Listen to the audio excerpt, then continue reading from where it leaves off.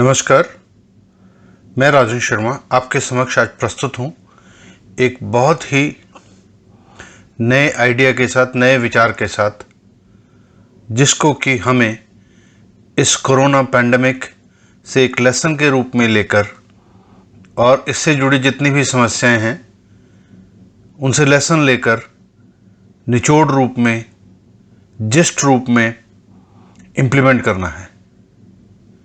और वो आइडिया है कि हमें जैसे ही हम इस कोरोना पैंडमिक से निजात पाते हैं, ये समस्या हमारे धरती से ख़त्म हो जाती है, तो उसके बाद हमें एक नए पर्सपेक्टिव से, नई सोच से बहुत सारे विषयों पर सोचना पड़ेगा। जैसा कि हमें धारावी जैसी हाउसिंग की समस्या को बहुत सीरियसली एड्रेस करना पड़ेगा। हमें अपने एजुकेशन सिस्टम को किस तरह से आगे संचालन किया जाए, किस तरह से छात्रों तक पहुंचा जाए और उनको शिक्षा को सुचारू रूप से चलाया जाए। और इसके अलावा हमारे वातावरण, हमारे वन, हमारे पशु, ये सब संपदा को हम कैसे सहेज कर रखें, इन सभी विषयों पर हमें सोचना पड़ेगा। हम जब भारत की ओर देखते हैं तो अभी भी देखते हैं कि बहुत मायनों में हम बहुत भाग्यवान हैं और जो पैंडेमिक बाहर एक बहुत ही भीषण रूप में खतरा बनकर मंडरा रहा है, हमारा देश हमारी गवर्नेंस की वजह से, हमारे ऋषि मुनियों की वजह से, हमारे बहुत सारी अदृश्य सत्ताओं की वजह से अभी भी बहुत हद तक बहुत सेफ स्थिति में है और हम उसके फैलाव को बहुत हद तक कंटेन कर पाए हैं, बहुत हद तक रोक पाए हैं। तो इसी विषय को आगे बढ़ाते हुए जब जितना जल्दी से जल्दी हो सके हम इससे, सबसे पहले हमारा लक्ष्य है इससे हमें उबरना है, पर इसके बाद हमें क्या क्या ऐसे काम करने हैं उसके बारे में ये वीडियो आगे आपके लिए प्रस्तुत है।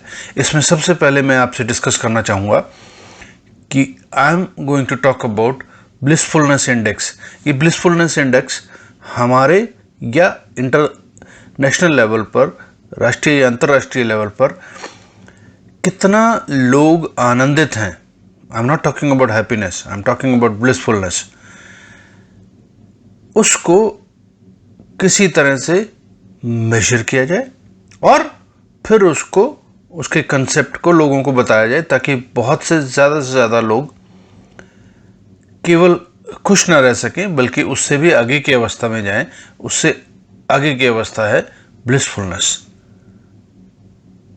तो मित्रों, आई विल रिक्वेस्ट यू कि please see the full video which is going to follow now. Thank you friends, मैं राजन शर्मा आपके समक्ष उपस्थित हूँ एक नया विषय लेकर, जो कि कोरोना पैंडेमिक से कहीं ना कहीं प्रभावित है, कहीं ना कहीं जुड़ा हुआ है। इससे पहले कि मैं उस विषय की बात करूं, मैं थोड़ा सा आपको उसके बैकग्राउंड के बारे में अवगत कराना चाहूँगा। आज के जो मेरा विषय है उसका शीर्षक ये है कि भारत जितनी जल्दी से जल्दी पैंडेमिक, कोरोना पैंडेमिक से उबरता है, निकलता है बाहर, तो उसके बाद हमें कुछ ऐसे कार्य करने हैं जो कि स्थायी रूप से बहुत सारी चीज़ों को प्रभावित करें। और उन्हीं उपायों की श्रृंखला में आज एक पहला मेरी तरफ से एक सुझाव है कि India should prepare, India should work together with all the countrymen, with all the governments, with all the private parties towards blissfulness index। बड़ा मित्रों, ये एक आपको नया सा टॉपिक लगेगा जो आपने शायद पहले सुना भी नहीं होगा, पर इस छोटे से वीडियो में मैं इस कंसेप्ट के, इस आइडिया का एक बीज डाल रहा हूँ आप सब लोगों के माइंड में। अगर आप इसको लाइक करें तो इस वीडियो को अंत तक देखिएगा, क्योंकि अंत तक देखने से आपको सारा इस वीडियो का टोटल कंसेप्ट पता चलेगा। तो मैं पहले आपको बैकग्राउंड के बारे में बता रहा था। आज जिस महामारी से हम सारा संसार इस गुजर रहा है, इसके दौरान बहुत सी नेगेटिव बातें भी हुई हैं, पर बहुत सी पॉजिटिव बातें भी निकल कर आई हैं। और भारत जैसा देश, जिसमें कि गवर्नेंस की तरफ से बहुत बढ़िया डिसीजन लिए गए, टाइमली डिसीजन लिए गए, और उसकी वजह से और अन्य अनेक कारणों की वजह से जनता में बहुत सारे अच्छे गुणों की विद्यमानता की वजह से जो प्रकोप बाहर अमेरिकन और यूरोपियन कंट्रीज में है, उस तरह का प्रकोप हमारे यहाँ पर नहीं है। और इसके लिए हमें अपने ऋषियों मुनियों, अपनी गवर्नेंस, अपनी गवर्नमेंट, अपना एडमिनिस्ट्रेशन और बहुत सारे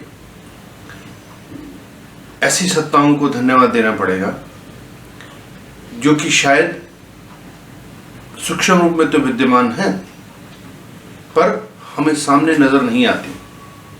उन सभी की वजह से आज जो भारत है इस महामारी से बहुत शीघ्रता से उबर जाएगा, ऐसा मेरा मानना है। तो इसी की श्रृंखला में मेरी एक ये सोच है कि जब ये सब कुछ सामान्य हो जाएगा तो we should work towards preparing an blissfulness index. Blissfulness word मैंने इसलिए लिया क्योंकि ये आनंद लफ्ज के, आनंद शब्द के निकटवर्ती है अंग्रेजी में। अगर आप हिंदी में चाहें तो इसको आनंद की इंडेक्स भी कह सकते हैं। तो अब आप सब पूछेंगे कि साहब ऐसा क्यों, और एक नई इंडेक्स की जरूरत क्या है। इससे पहले मैं आपको बता दूं कि 2 इंडेक्स तैयार हो चुकी हैं जिसमें इंटरनेशनल लेवल पर सब पार्टिसिपेशन करते हैं। एक प्रयास किया था भूटान ने 1908 में। उसमें क्या प्रयास, 2008 में क्या किया था कि साहब nature, traditional value, culture, governance, environment, socio economic development, इन सब 4 विषयों को लेकर उन्होंने एक ग्रॉस हैप्पीनेस इंडेक्स बनाई थी। ये ग्रॉस नेशनल हैप्पीनेस की इंडेक्स बनाई थी, और ये बड़ी सराहनीय प्रयास था क्योंकि उन्होंने एक समाज के, एक देश के तरक्की को मापने के मापदंड खाली इकोनॉमिक नहीं रखे, खाली ग्रॉस डोमेस्टिक प्रोडक्ट नहीं रखे। बहुत सारे विद्वानों के मैं मैसेजेस भी पढ़ रहा था, तो उन्होंने यही कहा कि जो हमारी ह्यूमन रिसोर्सेज है, हमें उसको एक इक्विपमेंट की तरह से, एक रिसोर्स की तरह से नहीं लेना चाहिए, बल्कि वो तो एक कर्ता है। He is the person who is going to use the resources. So उस पॉइंट ऑफ व्यू से लेंगे तो हम एक 70 साल के बुजुर्ग को भी वही सब सुविधाएं देंगे जो उसको 60 साल 70 साल काम करने के बाद मिलनी चाहिए, जबकि पाश्चात्य समाज उसको रिटायर कर देता है। हमारे संस्कार में, हमारे समाज में ऐसा नहीं होता। तो हमें क्या स्थापना करनी है, हमें हमारे संसार में, हमारे अपने देश में एक ऐसी व्यवस्था की स्थापना करनी है जिसमें कि एक सिस्टम ऑफ मेजरमेंट हो कि ब्लिसफुलनेस को मेजर किया जाए, एक व्यक्ति में आनंद का लेवल क्या है उसको मेजर किया जाए, और साथ ही साथ इस इंडेक्स का उद्देश्य ये भी है कि जैसे ही हम उनसे इंटरेक्ट करते हैं रिगार्डिंग ब्लिसफुलनेस इंडेक्स, उनको कुछ तथ्यों से, कुछ चीज़ों से, कुछ बातों से जो कि ब्लिसफुलनेस से जुड़ी हुई हैं उनसे अवगत कराया जाए, उनके बारे में उनको नॉलेज दी जाए, और उनके भी हृदय में कहीं ना कहीं एक वो बीज रोप दिया जाए कि वो भी अपने जीवन में उत्तरोत्तर आनंद की तरफ बढ़ें और उनका भी ब्लिसफुलनेस इंडेक्स बढ़े। इसके बैकग्राउंड में आपको बता देता हूँ कि सबसे पहले हमारे यहाँ पर 3 तरह के क्वेश्चंस मेजर किए जाते हैं। इंटेलिजेंट क्वेश्चन की बात बहुत होती है जो कि सामान्य ज्ञान या कॉग्निटिव सेंसेस की बात करता है। फिर बात आई कि साहब नहीं, ये खाली कॉग्निटिव इंटेलिजेंस से बात नहीं बनेगी, इस इंटेलिजेंस से एक स्टेप आगे बढ़ना पड़ेगा। तो आगे का स्टेप क्या था कि व्यक्तियों में, जनमानस में इमोशनल स्टेबिलिटी होनी चाहिए, हर तरह के इमोशंस को हैंडल करने की कैपेबिलिटी होनी चाहिए। ये पहले वाले से जुड़ी हुई थी। जो व्यक्ति इमोशनली इंटेलिजेंट है, इमोशन क्वोशंट उसका ज़्यादा है, EQ ज़्यादा है, तो वो अपने जॉब में, अपनी एक्टिविटी में ज़्यादा अच्छे ढंग से परफॉर्म कर पाएगा। He will come less under stress. तो ये बात प्रूव हुई समय के साथ, और इस पर बहुत सारा काम हुआ, उस पर बहुत सारी किताबें भी लिखी गई और बहुत सारा रिसर्च भी हुआ।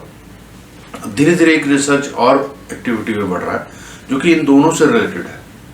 वो ये कहता है कि साहब आपको IQ की भी ज़रूरत है, आपको EQ की भी ज़रूरत है, पर इसके साथ साथ आपको कहीं ना कहीं हाई SQ की भी ज़रूरत है। SQ is nothing but spiritual quotient, which is very very related to our today's topic, that is wellness index. Spiritual quotient is that you go beyond these five senses, and there is one bigger world which is probably unseen to most of us, people like me, and we can only feel or we can only realize that either in large proportions or in small proportions. बहुत सारे लोग उस संसार में काम कर रहे हैं जो कि राष्ट्र की चेतना को एक पॉजिटिव डायरेक्शन में लेके जा रहे हैं। मुझे लगता है कि अब समय आ गया है कि जब हमें इस अभियान को, इस प्रोग्रेशन को उनकी आशीर्वाद से और जो मौजूद विद्वान, ऋषि, स्पिरिचुअली एनलाइटेंड पीपल, उन सबके सहयोग से एक ऐसा नेशनल लेवल का मूवमेंट चलाना चाहिए जिसमें कि कोशिश की जाए कि मैक्सिमम लोगों को प्रभावित किया जा सके with the knowledge and the inputs given through some mechanism that is yet to be developed, whereby the quotient of blissfulness, the quotient of ananda can be increased in their life. And it is something if which done on the national level already. In parts it is being done by various seers, various disciples of good seers also in India. So when we do that, what will happen? Our society, our nation, our country will be a better place to live, despite many of the materialistic things, materialistic progression not available in the world, but still we'll be able to achieve the desired blissfulness in each and every population, people of this country. I'll tell you minutely that what is the difference between happiness and ananda. Happiness is, it's an emotion to a particular situation. Suppose I bought a TV, I get happy and happy. But whereas ananda is a state of the mind, and it is superior, it is inner oriented, it reflects on the outer world also when you interact, when you behave with the society. Happiness is reactionary, it is related to one particular proposition, one particular situation, but ananda is non-reactionary. Happiness is situational, whereas ananda is not based on situation. जैसे गीता में बोला गया है कि स्थित प्रज्ञ वो व्यक्ति होता है जो कि दुख और सुख को समान दृष्टि से देखता है, ना वो सुख में ज्यादा सुखी होता है, ना दुख में ज्यादा दुखी होता है.